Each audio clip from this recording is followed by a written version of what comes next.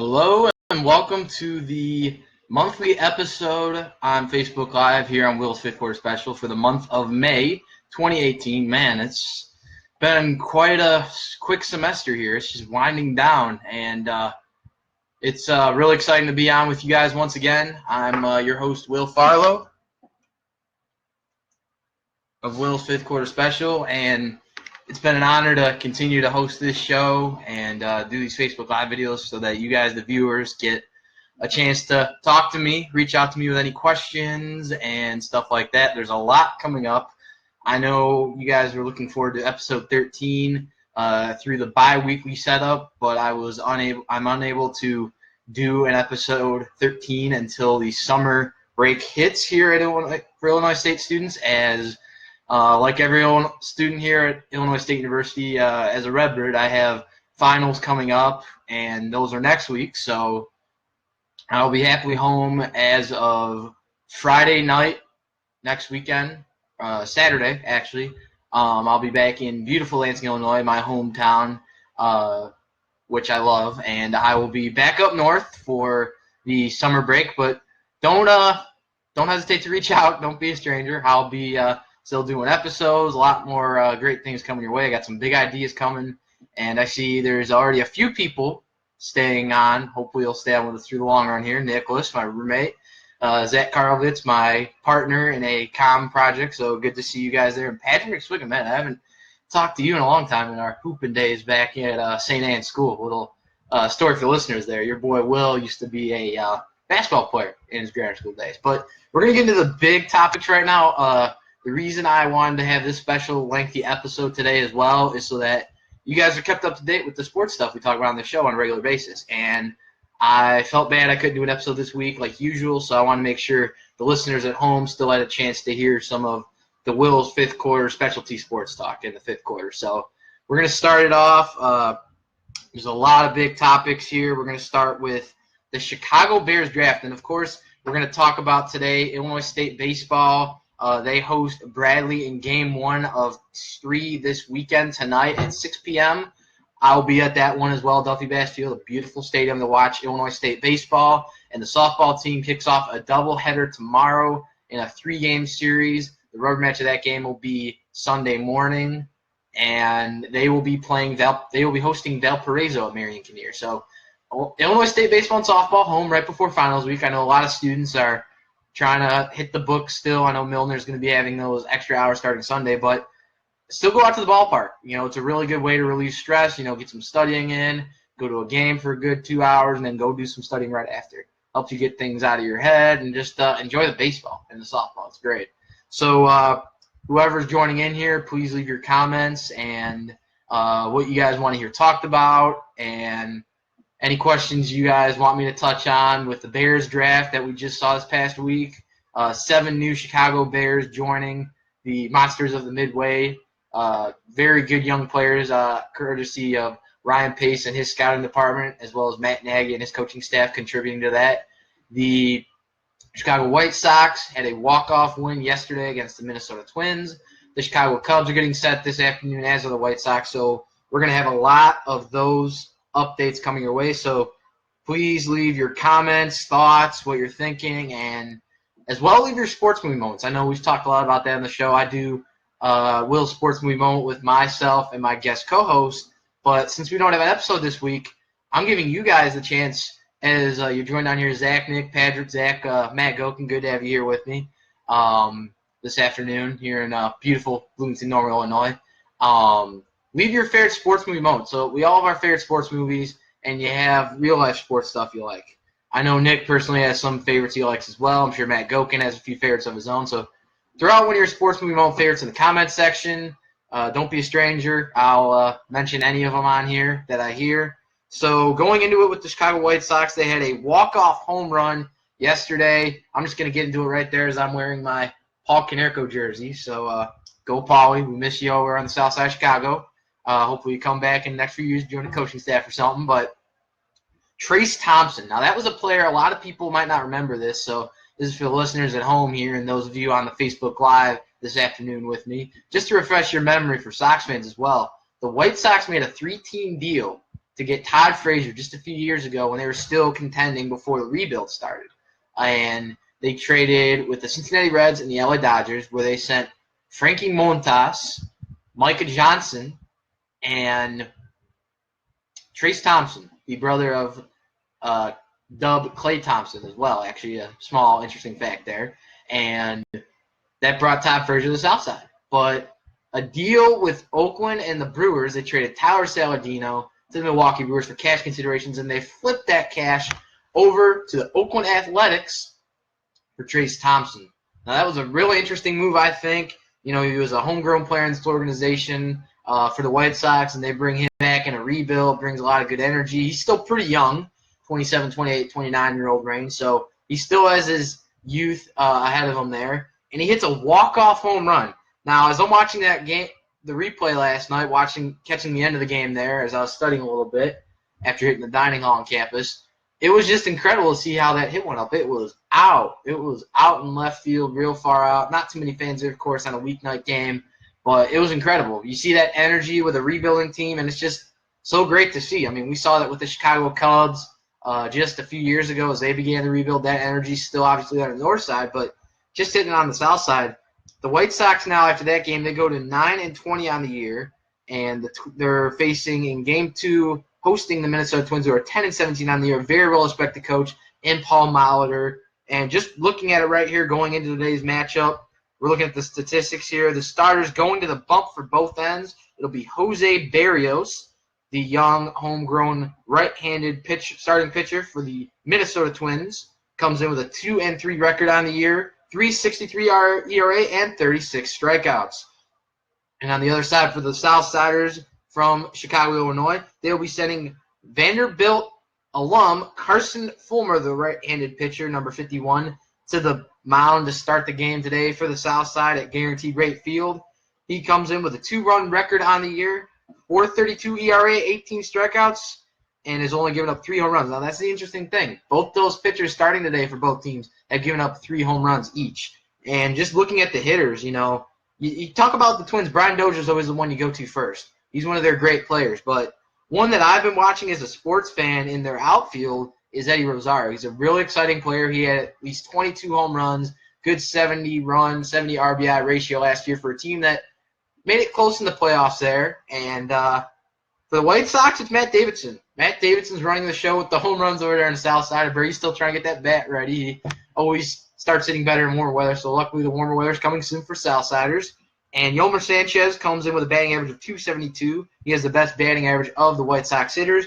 And leading in RBIs for the White Sox is Matt Davidson.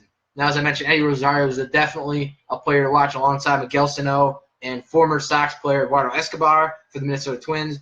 And Rosario leads in home runs for the Minnesota Twins with 5 and in RBIs with 17. So as I mentioned, that game will feature Carson Fulmer and Berrios starting for the White Sox and the Twins, respectively, on the mound today. That'll be a 7:10 p.m. tip-off. So go ahead and leave your comments, guys, about what you think about the Sox, maybe where the Twins are at. Hector, Brock, Sean, good to see you, cuz. William Hanson, nice to see you as well. So, Nick, I know I'm going to call you out here, but I know you had some questions about the White Sox. You were telling me just a little bit ago, and I have the text to prove it, so feel free to leave your questions. I'll even talk about fantasy sports on the side if you guys want. You know, as my listeners, I'll talk about whatever you guys want. And that's because you guys are really important to me into this show. And just thinking about the White Sox here, it's so exciting to see where they are in at year 2 of the rebuild. It's still an early season, which is really even more exciting. The weather's finally shaping up. You know, you just look outside and it's bright, sunny days, 60 degrees or more. I love going out there and just enjoying that weather like every baseball fan does. So we're going to go over into the north side now to the Chicago Cubs, where they will be hosted by the St. Louis Cardinals, as the White Sox just played 2 games over at Busch Stadium. The division rival Chicago Cubs now coming to St. Louis, Missouri, for a game this evening as well. It'll be a 7:15 p.m. first pitch. You can catch that on ESPN Plus as well. The 17-12 St. Louis Cardinals will take on the 16 and 12 Chicago Cubs. So that NL Central is something we always talk about in baseball the last few years, the way the talent's improved for all those teams. The Pittsburgh Pirates starting a rebuild of their own right now with Neil Huntington at the helm. The St. Louis Cardinals getting newer players and adding a new type of identity to their outfield, to their team. And the Chicago Cubs, obviously the premier team, in my view, in the NL Central right now, as baseball fans see. Now, they might not have as many wins right now as St. Louis Cardinals. Of course, that's only a one-game difference. They're still in early season, so a lot can happen. But they're sending one of my favorite pitchers in baseball, probably one of the most underrated starting pitchers in baseball. Mr. Jose Quintana will be headed to the mound for the Chicago Cubs today. He comes in, though, with a 5.74 ERA, 23 strikeouts on the season, and has given up 12 walks already in this early baseball season. So, but with a 3-run record, respectively. Very good starting pitching record so far at this point in the season, I think, in Jose Quintana's regard. He's obviously had a lot of tough matchups so far with the Chicago Cubs here in the season. So he's going to continue to do what he does best. He's a workhorse. He gets through innings, does a really good job with that, and we're going to hope he can continue to do that. And Miles Mikolas will be headed to the mound for the St. Louis Cardinals. He comes in with a undefeated, lossless 3-0 record on the year, 3.27 ERA, and 27 strikeouts. Looking at the batting leaders right now for both sides, we're going to go to the Redbird native Paul DeJong, who leads for the St. Louis Cardinals in home runs with 7 on the year so far. Tommy Pham, the out center fielder for St. Louis, leading with a 3.33 batting average in that total, and with 8 leading in RBIs for the St. Louis Cardinals is the youngster Jose Martinez, the first baseman this year for the Cardinals. Now going over to the north side for the Chicago Cubs, leading in home runs with 7 is Javier Baez, the Cubs' second baseman. Javier Baez also leading the year so far with 26 RBIs already on the season. And the third baseman Cubs fans love, Chris Bryant, number 17, leading in batting average at 287. So I'm touching on my opening thoughts here. I think these teams are all really interesting that the Cubs have faced so far. They've had their adversity to the test. Yu Darvish has seen some tough starts so far in his last few outings, but I think this starting pitching is obviously better. The bullpen has really been impressive, I think, helping the Chicago Cubs starting pitchers out. They've obviously faced some really good hitters in their matchups. That's going to happen in baseball, but that's why you have a really good bullpen. So a lot of credit goes to new Cubs pitching coach Jim Hickey and Joe Maddon, of course. I consider him like the Greg Popovich in baseball. He's a really great manager, knows how to really connect to his players. The White Sox also have that on the south side in their own way with Ricky Renteria. Gotta love that line, Ricky's boys don't quit. So we are going to head into the big topic on campus just this past week, the Chicago Bears in the NFL Draft. Now, I hope you guys enjoyed episode 12 as much as I did putting that together. That was Mark Grody featured with me and my fellow WZND news and sports reporter and best friend, Mr. Neil Doyle, who I had the pleasure to work with on that episode last Monday night. So that was a lot of fun to put together for you guys at home and for the show itself. I think it was a really big episode. It talked a lot about the draft, gave some really good insight. Still covering ISU baseball and softball, of course, and it was just really interesting to see what the Bears did in the draft. Because whenever you look at mock draft settings or stats or what analysts are saying, it's never going to be easy to predict where a team's going to go exactly. Even with the first overall pick, we knew the Cleveland Browns were going to go quarterback, but then they go Baker Mayfield. And just to touch on the Bears draft picks here, they picked at 8th overall in the first round. They had a second-round pick, two fourth-round picks, a fifth-round pick, a sixth-round pick, and a seventh-round pick as well. But Matt Nagy obviously had some good insight to give the right pace because the Bears made some interesting trades once again this year. Now, they traded up last year from 3rd overall to 2nd overall to get Mitchell Trubisky. So that was expected. The Bears are looking for quarterback. They're going to do whatever they can to find him. They found that last year. Made some really good draft picks as well, once again in the 4th, 5th, 6th round. And just touching on the picks here, the Bears took at 8th overall the linebacker out of the University of Georgia, Bulldog Roquan Smith. Now, Roquan Smith is, it's credit to Vic Fangio. He talked about a lot how the team needs really good inside linebackers, and they have really good safeties. They have really good cornerbacks, but Fangio really obviously looked like, they were talking a lot about how some of the Bears linebackers will hopefully compare, since we have Vic Fangio as our coordinator, where he used to coordinate in San Francisco, they're hoping, hey, maybe he'll have the next Navarro Bowman or the next Patrick Willis or the next Carlos Rogers. But the Chicago Bears are building their own defensive identity. We have 2 Georgia Bulldog linebackers now. And that Georgia Bulldogs defense was really impressive last year. We saw that in the championship game against the University of Alabama Crimson Tide. And I think Roquan Smith's going to do a really good job. He has a lot of really good energy, and I'm really excited for what he can do. Now going into the second round, the Bears had not one second-round pick, but they traded later in the second round to get another second-round pick. They gave up their second-rounder next year, and one of their fourth-round picks, I believe that was at 105th overall, as their other fourth-round pick was at 115th overall. They made that deal with the New England Patriots, and their first second-round pick at 39 overall. They picked a center out of the University of Iowa, James Daniels, who they believe now, a lot of Bears fans know, we had Cody Whitehair at center. We picked him just a few years ago, right before Mitchell Trubisky. But something I really liked what Ryan Pace was saying, we've seen Cody Whitehair play guard a few times, with player injuries, fitting in really well at versatility, that stretch, being able to play multiple utility positions on the O-line. That's a really powerful asset for any of those players on the O-line in the National Football League in this generation. And I think it's real interesting when I heard in that press conference post-game, he's going to use James Daniels as a left guard, which I think is really interesting. Now, a player that they took with that Patriots pick that I didn't see coming, we knew they were going to probably go receiver. And when I was talking with Mark last week, and you guys heard on the episode, we were talking about like Christian Kirk and maybe Cortland Sutton will fall to the Bears. Of course, Calvin Ridley didn't as he went to the Atlanta Falcons. That was a really good move on the Falcons' part there. The Bears went a wide receiver out of the University of Memphis, Anthony Miller, and I watched some tape on this kid, guys. He's got really good energy, really good running ability, very solid catching approach so far, good route running. I think he's going to be a really great wide receiver for Chicago Bears long term. They already have Allen Robinson coming in, Taylor Gabriel, Kevin White, Josh Bellamy. They have a lot of really good receivers in place right now, and I think sky's the limit for this Chicago Bear offense. And I'm just going to read out the remaining picks here. Joel Iegbunui, the linebacker from Western Kentucky, was the Bears' lone fourth-round pick. They then went in the 5th, 6th, and 7th round. Billy Nichols, defensive tackle out of Delaware in round 5.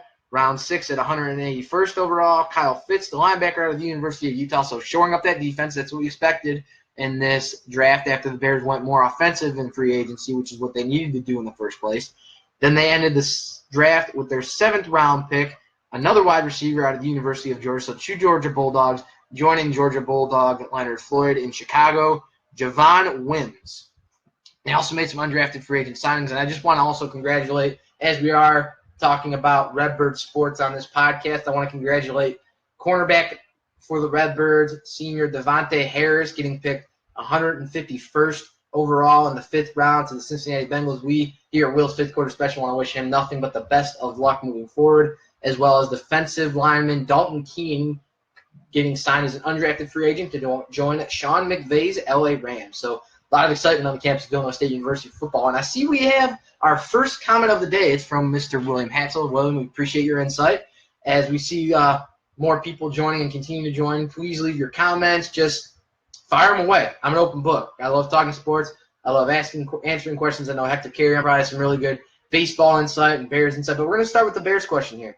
And William Hatzel says, now that the team is basically set for this season, do you have a record prediction for the Chicago Bears? Man, William, that's a really good prediction there, and a question as well. I think that's at this time of the year when the draft's already done, still some free agents need to find homes here in the NFL so far, especially Dez Bryant, which is going to be a real interesting one. I'd love to see him with the Bears, but I have to look at the Bears division first off. The Minnesota Vikings are getting a very big addition in Kirk Cousins at the quarterback position to join in Minneapolis there and beautiful U.S. Bank Stadium. The Green Bay Packers, now they did lose Jordy Nelson, but they had some good, interesting draft picks. They have a new GM at the helm that made some really good moves, bringing in Jimmy Graham. Aaron Rodgers still doing the job. And you have the Detroit Lions under new leadership as well. The Chicago Bears with their new head coach, Matt Nagy. New coaching staff still featuring Vic Fangio.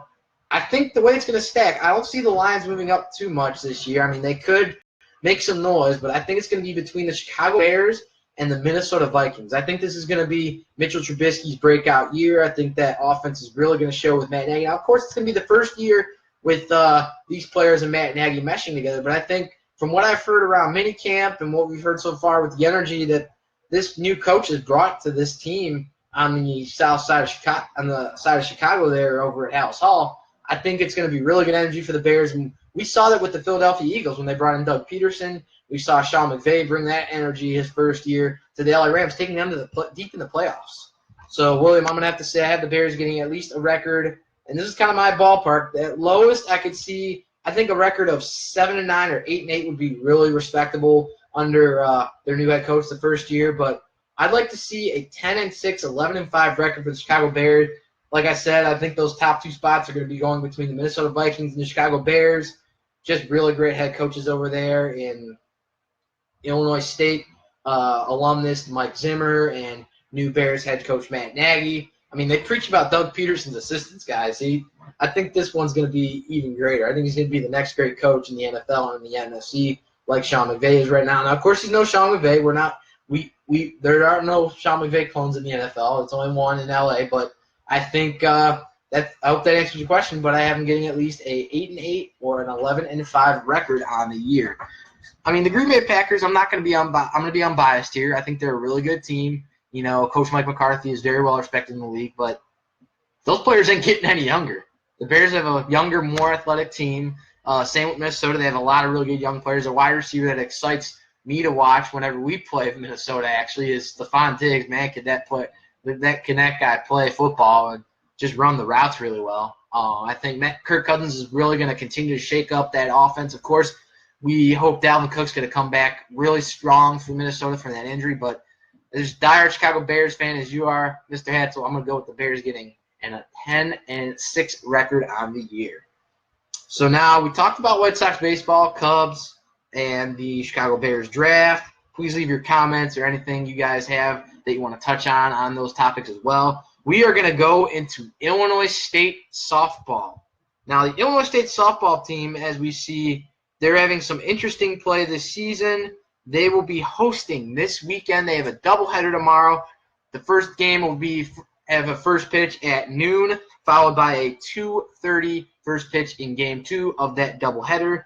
The Illinois State softball team coming into these 3 home games this weekend sits at an overall record of 19-30 on the year, winning percentage of .388, conference record of 10-12 with a winning percentage in conference play at .455. They have a 1-game losing streak, a home record of 5-5 on the year, and a rough overall away record of 5-15.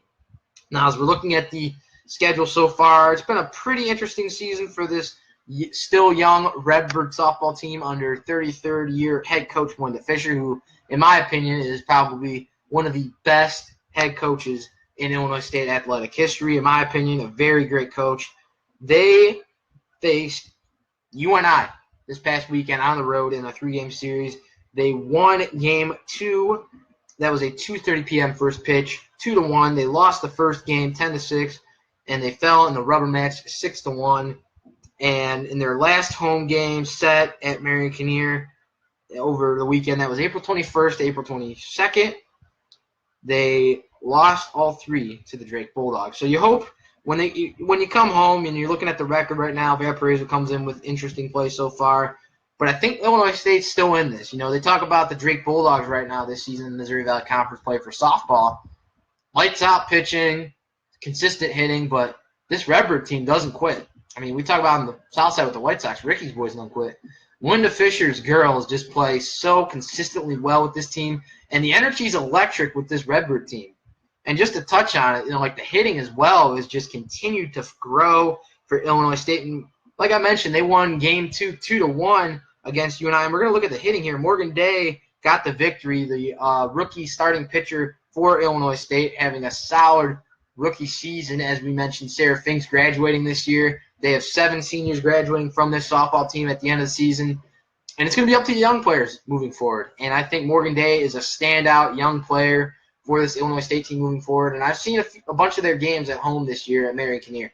That girl can really throw the ball. Lights out strikes, but even if she throws a few breaking balls, now we've seen it with any pitcher, whether it be softball, collegiately or professionally, baseball as well.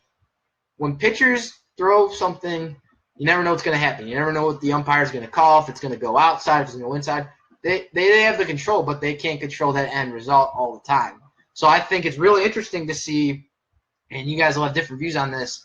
I love seeing how a pitcher recovers after they start with a 2-1 count or a 3-0 count, and they get it down to a full count, and then they throw a lights-out strike 3 right down the middle for out number 1, 2, or hopefully 3 for that team. And I think Morgan Day executes that exactly the way Melinda Fisher wants her to, as well as Sarah Fink, Veronique Johnson, a lot of the other Redbird pitchers as well. And I'm just looking at the hitting right here as I have it in front of me. Riley Hale, the Redbird leadoff hitter, continues another solid season for herself, 1-3 in that 2-1 victory against UNI. But Alyssa Weeble had really good hitting in both those first 2 games of the 3-game set, just touching on it right there. You love to see how a hitter recovers, but she didn't have a home run. She didn't have, like RBI in that game, but she had a walk that really helped the Redbirds get, like runners on base, 1 for 2 in that game. Then she went 2 for 3 with 2 runs scored, if I'm correct, in that first game. Now, she didn't find the bat too much in game 3, but just looking at the Redbird hitters here, in the pitching, Brittany LaFontaine had a really good game there as well. Riley Strangard, the Redbird senior manning shortstop, Allison Spence, Shannon Feldy. This Redbird team just continues their solid approach this season. And when you're looking at these 3 matchups at home, you want to see what they can do to bounce back from those games at UNI. I know personally, if you're on a team, you want to make sure that you're bouncing back. That energy's still there, that at this point in the season, as we see, this is their final series at home before the Missouri Valley Conference Tournament opens up from May 10th to May 12th in Des Moines, Iowa. So they have these 3 games left. This is their last regular season series. This is their chance to say, hey, we're not done yet. There's still these 3 games, even at home in the regular season. We have a 5-5 record coming in to Marion Kinnear Stadium in our home record this season. So I think the Redbirds are going to have to start early in game 1. They're going to have to play really good consistently. They're going to have to get those bats going early. We saw that issue when they were home in those 3 games against Drake. They couldn't get the bats awake too well. They only had like 3, 4, 5 key hits in all 3 games. And they've been hitting it better ever since that series, of course, last month. But they're going to need the bats. And the pitching's there. Sarah Fink did a really good job. I think that one game she had against Drake, 138 pitch count, really stands out to me. And it was a really interesting move as well. But it shows the pitchers on this softball team have really good stamina, have built up really great stamina this season consistently, very good durability, really good velocity, good management of their pitch counts as well. A lot of that credit, again, goes to Coach Melinda Fisher. She's obviously had a lot of experience coaching really great players before. Great players like Sarah Fink, Morgan Day, what she's going to become, Alyssa Weeble, Riley Strangard, Alex Kaliva. The list goes on and on. There's a lot of great Redbird players in softball historically and currently and moving forward. There's a really great future for this team. And as I mentioned, those 3 games at home at Marion Kinnear, the final 3 games of the regular season in 2018 for the Illinois State softball team. So Morgan Day, Sarah Fink, Alyssa Weeble, and Melinda Fisher's Redbirds kick off game 1 of the doubleheader tomorrow with a noon first pitch. Second game beginning at 2:30 as well. The rubber match beginning at 11 a.m. All 3 games against Valparaiso. You can catch that doubleheader tomorrow covered by ESPN3 as well as the on-campus radio station student ran WZND, the Pulse of Redbird Nation.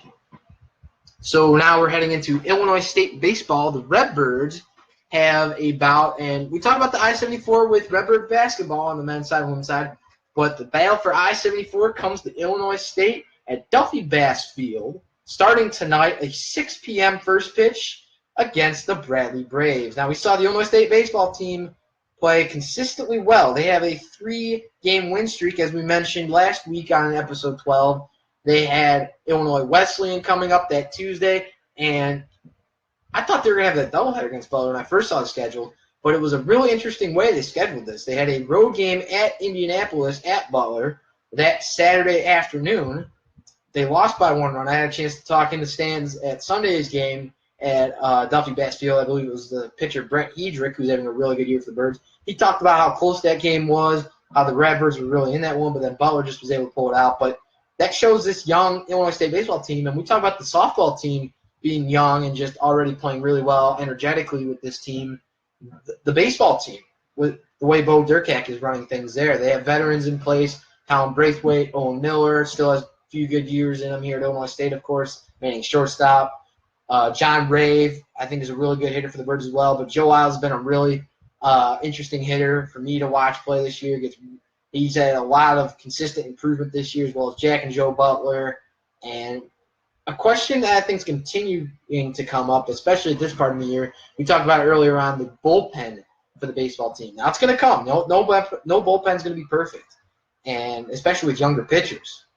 And they have a lot of younger players coming in for the veterans as well moving forward in the next few years. So it's going to be really interesting to see how that bullpen continues to grow. I think consistency is going to be a really big thing for them, and just getting out of innings 1, 2, 3 if they can, getting more strikeouts and not giving up walks as much. You see that with a lot of young relievers, but they won 2-1 that Sunday matchup against Butler and the Bulldogs. Then they went to Milwaukee Tuesday earlier this week, a 3 p.m. first pitch that was against the Milwaukee Panthers. They won that 5-3, and then Illinois State went up a day later to DeKalb, Illinois, right in town, just a little ways up north of DeKalb against NIU Huskies, winning a close 7-6 bout. So they're coming in to – now they still have a lot of games left, as we mentioned. We mentioned softball as their final 3 games this weekend in their regular season. But the Illinois State baseball team, just looking at the schedule here, they have the 3 games this weekend, Friday, Saturday, Sunday, against the Bradley Braves. Next weekend they host Valparaiso Friday, Saturday, and Sunday as well. Then they go on the road for their final regular season games against the Evansville Purple Aces Thursday, Friday, and Saturday. And their MVC Conference Championship. Now, it's in Dallas, Texas this year for the Redbirds and the rest of Missouri Valley Conference for baseball here. That'll go from May 23rd to May 26th. So that's obviously a ways away later this month. Baseball is going to still have a lot of games to play here, but I think this team's going to have a lot of room to grow. I think just looking at Bradley going into it here, it's just really interesting the way the Redbirds are going to come into it with this win streak. And we saw Jeff Lindgren, and we talked about, I just mentioned the bullpen there. Jeff Lindgren has been a really consistent bullpen arm for this Illinois State team that has Mitch Vogren out for the year, who was a key closer for the Redbirds so far in his career here at Illinois State. And just looking at some of the hitting here from that NIU game in that 7-6 victory the Redbirds had, 2 hits and 2 runs scored and 3 at-bats for John Rave. Tyson Hayes, who we saw play pretty well at home Sunday against Butler, he had a 1-2 game run scored and RBI, but 4 RBIs for Owen Miller, the key hitter for the Redbirds in that win. 3 hits in 4 at-bats and 1 run scored. Not many strikeouts as well on the board here if you're just tuning in. 5 strikeouts that game alone.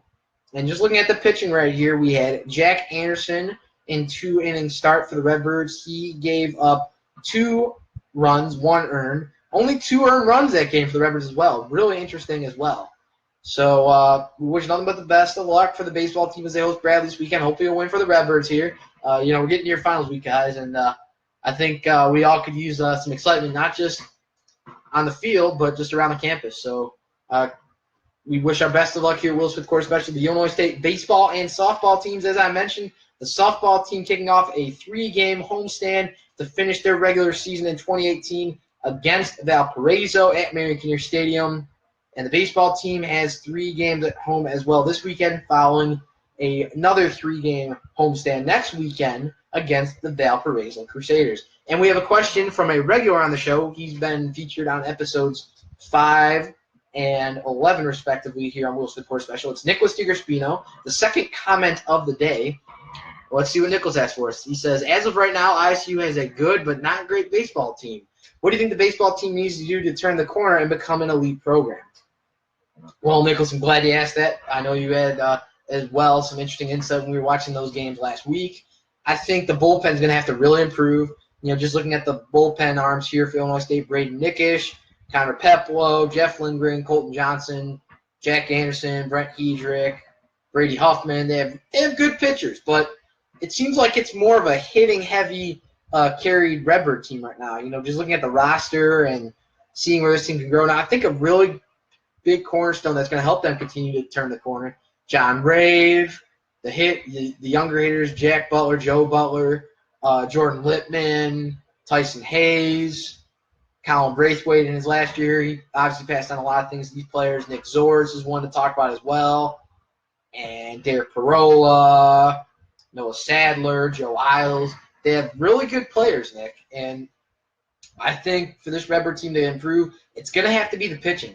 And we've seen a lot of teams professionally as well where they have stronger hitting, but their pitching isn't as strong. I'm going to touch on the Chicago Cubs last season. They had good starters, but they're kind of in the spot right now that they were in the spot that Illinois State is right now, just to make that comparison here real life-wise, with those two teams. It's pretty easy to compare teams in similar situations like that in certain points of a team's past or current standing, but the Cubs had to improve their bullpen. Now, of course, the Redbirds can't go and pay a pitcher $10 million from another team to come and play for them, but it's going to be those young relievers, and it's going to have to improve pitching-wise, I think, big time for Illinois State, especially against Bradley.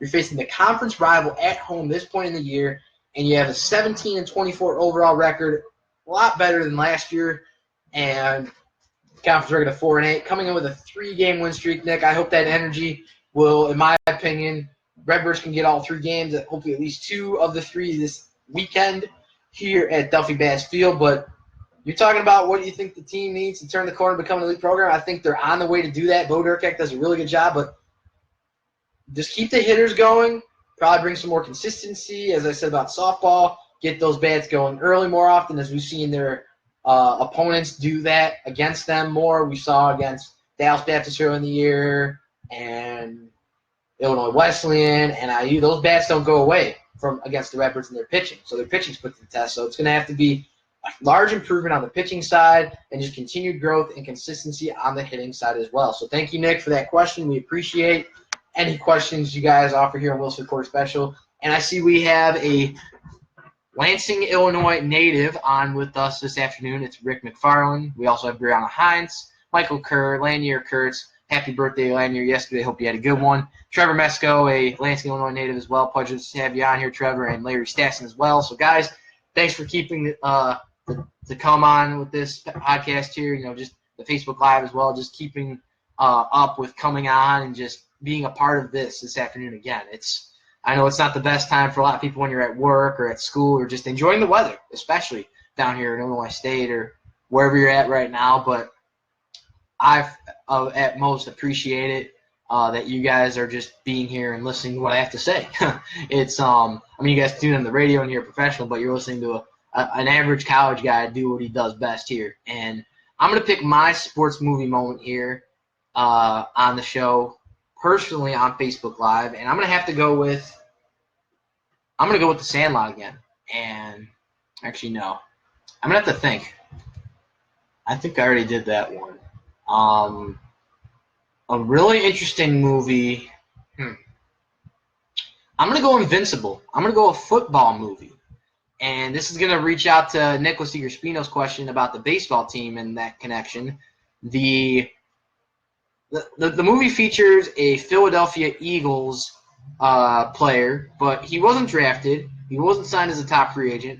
Vince Papale is the name. He's from Philadelphia. He was a native there at the time in the movie. It was back in the 70s, based on a true story. And it was a recession. It was a tough recession in that time, especially in Philly, people looking for jobs and stuff. He worked as a bartender, a substitute teacher part-time as well. He had some hardships early on in the movie, and the scene that really stepped out to me, he goes to try out for the Philadelphia Eagles, his favorite team. He's a diehard Philadelphia Eagles fan, loves the team, sits in those seats even though the team wasn't as good, kind of where the Cleveland Browns are at right now. And Dick Vermeil, the long famous head coach over at USC, he's obviously one of the most famous head coaches in NFL history. He's up in the rafters there in the Hall of Fame for what he did coming into the National Football League, and he, as a matter of fact, gave Vince Papale a chance. I remember it was between him and a player by the name of Samson in the movie I'd seen, but Vermeil gave him the chance. He didn't find what he was looking for against the Dallas Cowboys in that first opening game. Vermeil said, if you don't start showing things, you're going to be gone. And here's where it comes in. The Chicago Bears are coming in with a new coach. The Cleveland Browns bringing a new GM, having new players come in to help continue this young growth for a team that needs it most.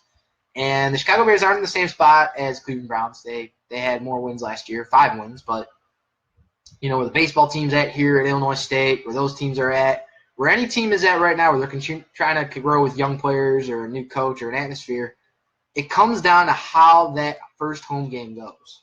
And if you think about this scene that I'm about to mention here right now, Vince Papale takes the field, has some really big breakout tackles because Dick Vermeil made a really big speech that day. He said, there's fans out there. This city's grieving. People are trying to find jobs. There's strikes going on.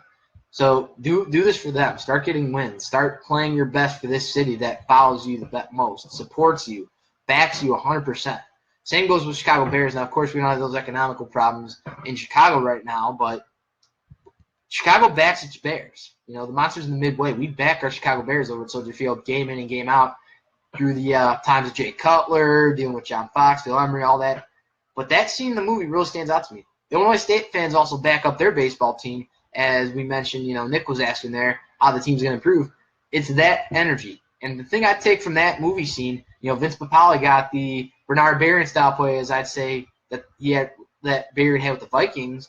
Picked up the ball, got the New York Giants to fumble, takes the ball, scores a winning touchdown, go Eagles. And he goes on to have 3 solid seasons with the Eagles. And I think that movie scene, I could have picked the baseball one. It is baseball season. Football season's done, in the off season. But that sports movie stands out to me the most. And I see the Chief Tommy Botkins there with us as well. So I hope you guys like that movie choice. So I don't have a co-host with me today. So as I'm closing out the last 10 minutes here, please share your sports movie moments. I know Tommy Botkins is going to have some of his own. And Nicholas is going to have one hopefully here. So as I'm checking our sports updates here, the weather is going to be really good for the Illinois State games this afternoon, this weekend. Kevin Schreiber's on as well. Just to check here, got to make sure it's updated.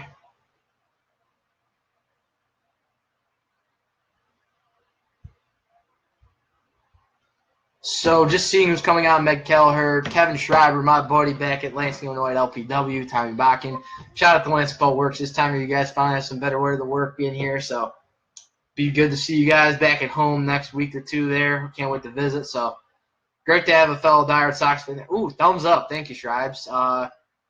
Go ahead and leave a sports movie moment on as well.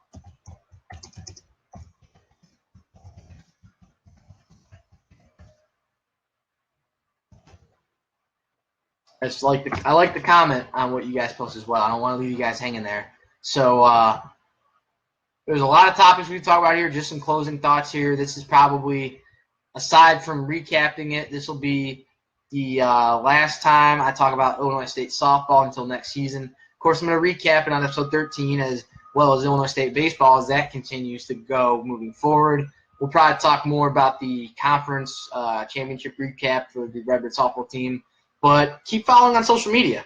I might not be doing an episode for another few weeks, but that doesn't mean that you guys can't reach out to me. Tell me what you guys think. If you're at a game tonight and you say, hey, let's see what Will Farrell thinks. Let's see what the Will's Fifth Quarter Special family can share. And that's another exciting thing. As I mentioned, we have social media outlets on Facebook, Twitter, and Snapchat. And now we have made a home on the social network Instagram. So Will's Fifth Quarter Special is now on Instagram. So check us out on there at Will's Fifth Quarter Special. Capital F, capital W in fifth, capital Q in quarter, capital S in special, and no space between the words. So continue to reach out on social media. Pleasure to have you guys on here once again this afternoon. Pleasure to continue to talk sports with a great audience, a great presence. And I want to thank you guys for being loyal listeners and loyal followers. Hopefully that will continue as well. I have faith in everybody that tunes in. You guys tune in when you can, catch the episodes when you can. That means the world to me, warms the place in my heart. So thank you for continuing to support this podcast so far and as it moves forward. And the NBA playoffs are coming up, are still going forward as well. There's a really interesting video I saw on the Bleacher Report area. So it's James Harden. He just a closing point this year. I don't know if you guys saw that video, but it's up there on YouTube. A fan called him a flopper, and he he swatted the phone down, went like a little Matumbo pack with the cell phone, and that fan got into some trouble. And there's some interesting fan occurrences. So let's hope the NBA playoffs continue to go strong. My personal favorite here, just as your host of Will's Fifth Quarter Special, I probably should give my favorites for the NBA playoffs. I'd like to see the Utah Jazz or the Oklahoma City Thunder. One of those two I like both, where those teams are at. Donovan Mitchell, of course, Russell Westbrook. Their chances to host for the Western Conference. Now, the Dubs would be a great team in the NBA Finals game, but as I've said on this show before, I like seeing different winners and different teams having different chances in the NBA Finals. And the way this NBA playoffs has gone so far, both in the East and West competitively, that opportunity is still there. And I think in the Eastern Conference, it's probably, in my opinion, going to be between the Boston Celtics and the Cleveland Cavaliers. There's no doubt that LeBron James is probably going to be in the rafters where Dominique Wilkins is for the Cleveland Cavaliers. Really great player, standout forward. He can even play point guard a little bit, runs the team well. So those are just my opening points briefly about the NBA playoffs as they move forward. So as I mentioned, Illinois State baseball coming up. They have a game tonight. If you're in town in Bloomington Normal or just tuning in, check out WZND, the Pulse of Redbird Nation. Andy Olson, Ashley Antonini, and Mitch Stengel have the call today for the Redbird game tonight at 6 p.m. That pregame's at 5:50. 2 p.m. first pitch tomorrow afternoon at Duffy Bass against the Bradley Braves, hosted by the Redbirds in Game 2, Game 3. 1 p.m. first pitch Sunday. I know we're Illinois. That will follow Sunday's rubber match of Illinois State softball. As I mentioned, that is an 11 a.m. first pitch tomorrow. Illinois, Alyssa Weeble, Sarah Fink, and the Illinois State softball team, coached at the helm by Melinda Fisher in her 33rd year for Illinois State. They have a doubleheader tomorrow. First game's a noon first pitch. Second first pitch will be at 2:30, and the third at 11 a.m. The Chicago Cubs and White Sox hosting. The White Sox are hosting the Twins again tonight. We wish nothing but the best for Ricky Renteria's year 2 rebuild Chicago White Sox. Nothing but the best of luck for them moving forward. Hopefully another Trace walk-off, maybe a Davidson one. We've seen those happen before. I personally hope my buddy Tim Anderson over there in short for White Sox and Yoel Moncada continue to play strong. Nate Jones in the bullpen, too. Really great reliever. And nothing but the best of luck as well to the Chicago Cubs as they play their division rival, St. Louis Cardinals. And just to close it out there, the next time you guys will be seeing me will be an upcoming episode in a few weeks. I'll be back home in Lansing, Illinois. I will be continuing to share about different sports topics on social media, about how a team does, what I think about it, since we won't have an episode for a few weeks, so continue to reach out in there. A lot of thanks go to our viewers here, and I'm just going to go down the list. John Guyden, Meg Kelleher, Kevin Schreiber, Tommy Botkin, Larry Stassen, Trevor Mesco, Nick DiRespino for his comment, as well as William Hatzel starting the comments off this afternoon. Lanier Kurtz, Rick McFarland, Spanky McFarland, Brianna Hines, Michael Kerr, Hector Carrion, Brock Hopp, Sean Berteau, Matty G. Gokin, Zach Dewitt, Patrick McSwiggan, Nick D. Respino, and Zach Karlovitz. I thank all of you for tuning in this afternoon on this special May episode of Will's Fifth Quarter Special. I will try and do a Facebook Live or probably do an Instagram Live, test that out next week, test my sea legs on that one. And I'll start using the Twitter a little more. Of course, I'm still getting well-versed in that. So just continue to reach out on the Twitter post, the Instagrams and whatnot, whatever you guys have your hands on there. Reach out to me. So feel free to continue to comment on here as well. And this has been another monthly edition of Will's Fifth Quarter Special Facebook Live. I'm your host, Will Farlow, here in Bloomington Normal, Illinois. A beautiful afternoon. I'm going to go out there and enjoy like everyone else is. So pleasure being here with all of you this afternoon. Pleasure having you here with me for the last 49 minutes. You were listening to Will's Fifth Quarter Special, courtesy of Will Farlow, your creator, and the listeners at home who are part of the Will's Fifth Quarter Special family. So long from Will's Fifth Quarter Special. As we mentioned, when the fourth quarter sounds at the buzzer of any sports games end, turn to us for your fifth quarter sports talk. I'm your host, Will Farlow, saying so long from beautiful and sunny Bloomington Normal, Illinois. Ready to see some Illinois State baseball and softball, hopefully a White Sox victory. Sorry, Cubs fans there. You were listening to Will's Fifth Quarter Special here on Facebook Live. So long, folks.